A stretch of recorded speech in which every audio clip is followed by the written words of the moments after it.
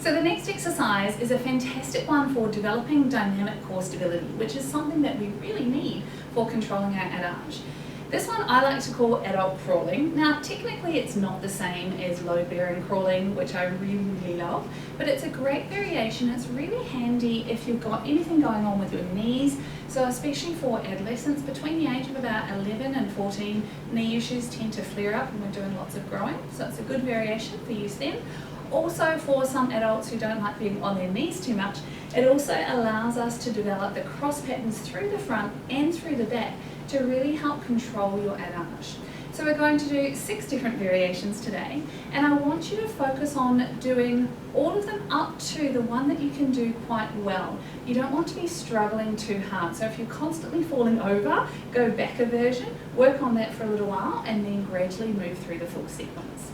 So Jessie's just going to start. Level 1 is keeping the shoulders nice and square, floating one leg up, and we're pressing the hand into the leg quite a bit. So you can feel your inner thighs and your obliques, getting that nice anterior oblique system to knit together. Place the foot down just in front of the opposite toe, and this side. So really pressing, you can press quite firmly. Keep lifted through the low back, connected through the deep centre, and allow that knitting to happen over the top. And again. And an interesting thing happens here. Once we get this working well, you'll notice that her arch tends to activate nicely. So it's really good in hypermobile people who struggle to find that arch activation. It gets a nice spiral control through the leg to really solidify your standing leg. Beautiful. Now for level 2, we'll turn around and face the other way. We're going to add in a little rotation of the chest. So hips are staying square. Floating one leg up, the head stays to the front, but we're going to really rotate the rib cage. And then the other side.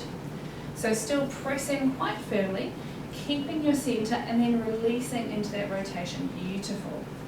And the other side. Make sure you don't arch too much through the upper back. And down. Beautiful. Good. And then for level 3, we're going to start with the rotation. Place the hands on the hips and then come into a little fondue. Try and keep everything nice and square and straight. Come back into the rotation and then change legs. So really centered through the pelvis, beautiful release. Hands to the hips, a little bit of a fondue with a toe tap. Coming back up, really into the rotation, and then replace the foot. Beautiful. And 2, keeping lifted through the low back. And fondue,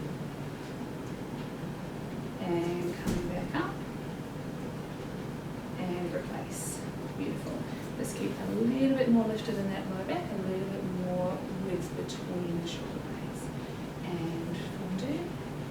So when we tilt forward here, just think of floating through the back of the rib cage a tiny bit, getting that same feeling as we did with that weight of our, and then coming back up. Beautiful. One more. And just float the back of the ribs slightly. Beautiful. And come back up. And down.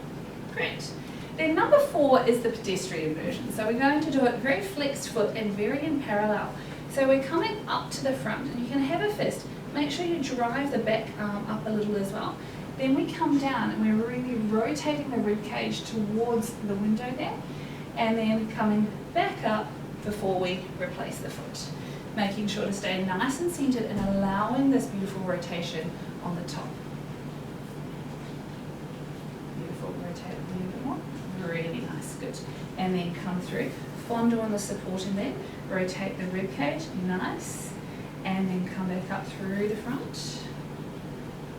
And replace the foot.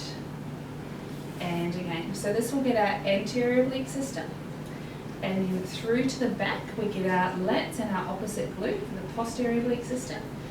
Coming through, anterior again, and down, really nice.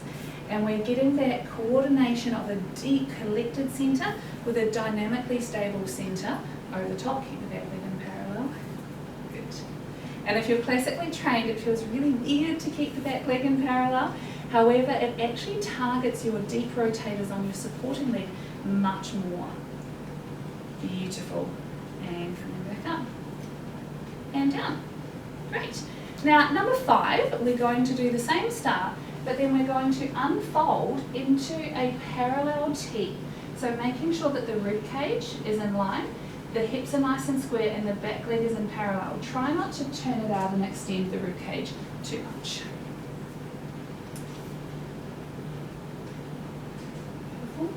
And unfold, really taking it down to be horizontal with the floor. Take the rib cage a little bit lower, beautiful, and then come back up. Whoops, that's right, we can drop just the flat one first, no tilties. While we're at it, can we move that way? So that's right. That's okay. There's lots to remember. Good. Now the 5th variation, we're going to unfold into a horizontal T. So we're standing on our supporting leg, we come up with the pedestrian arms, then unfold until you hit a nice horizontal T. Try and keep the hips nice and square, the back leg in parallel. Try not to extend the upper back and turn out the back leg, but keep everything nice and square and symmetrical. So starting from the pedestrian arms, getting that real rotation. Unfold into a nice horizontal T. And really bring that chest down a little, beautiful. Back leg in parallel, and then come back up. Good. And then replace the foot. Now don't worry if you have a few little blips, that's actually part of finding your center. Just keep that deep center. Beautiful. And come back. Rotate and down. And 2 more.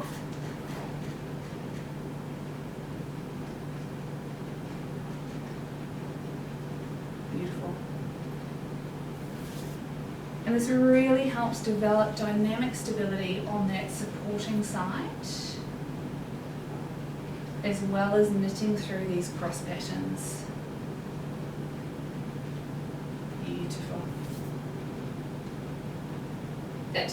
And then the last variation, we add in some aeroplane arms. So I'll do it to the front so that you can see, but Jessie will do it to the side. So when we unfold to your aeroplane here, you're going to rotate just the upper body towards the supporting leg, then the opposite side, then towards the supporting leg again before coming through into the pedestrian arms. Beautiful. Unfold. And then rotating that left hand towards the floor. So the hips are square and the upper body is rotating really nicely. Keep that back leg in parallel. Beautiful. Come through and replace. Very nice. Keep lifted in that low back. Deep connection in the front of the hip. And unfold. Beautiful.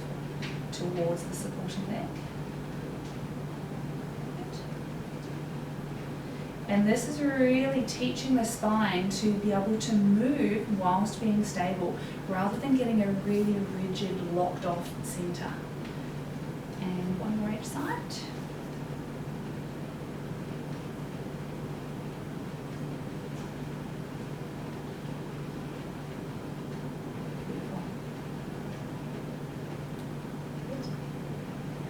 Don't worry, those little wiggles will happen, especially with this variation. It's very challenging. When you try this for the first time, don't be surprised if you actually fall over. Good. Beautiful. But it does get much easier as you start working with this one. In the beginning, it's often just that you haven't been doing exercises focused on this dynamic control of the spine. Beautiful.